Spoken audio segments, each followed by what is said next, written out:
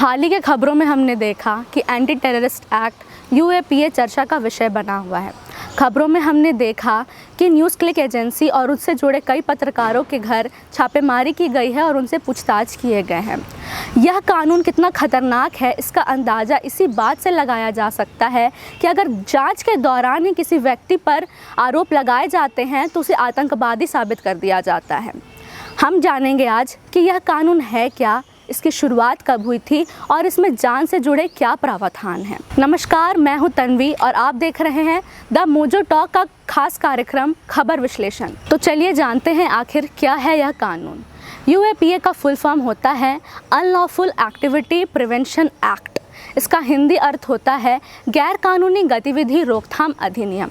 इस कानून के तहत पुलिस ऐसी गतिविधियों पर रोकथाम लगाने का प्रयास करती है जो आतंकी लोगों से जुड़े होते हैं। इस कानून के तहत पुलिस ऐसे अपराधियों या संदिग्ध व्यक्तियों पर कार्रवाई करती है जो आतंकी गतिविधियों को बढ़ाने का काम करते हैं या उससे जुड़े होते हैं। इस मामले में राष्ट्रीय जांच एजेंसी यानी एनआईए को काफ़ी शक्तियाँ प्राप्त हैं।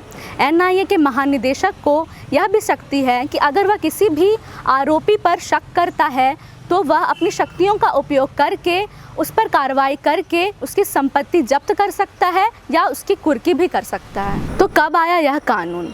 यूएपीए कानून 1967 में लाया गया था। इस कानून में कई संशोधन किए गए। 2019 में हुआ संशोधन इस कानून को और ताकत देता है। अगस्त 2019 में संशोधन के बाद इस कानून में यह प्रावधान किया गया कि केवल जांच और शक मात्र पर ही किसी भी व्यक्ति को आतंकवादी घोषित कर दिया जाता है। इसमें व्यक्ति का किसी आतंकी संगठन से जुड़ा होना ज़रूरी नहीं है।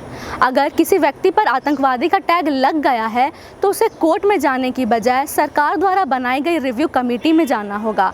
हालांकि वह बाद में जाके कोर्ट में अपनी याचिका दायर कर सकता है। यूएपीए कानून के प्रावधान का दायरा काफ़ी बड़ा है।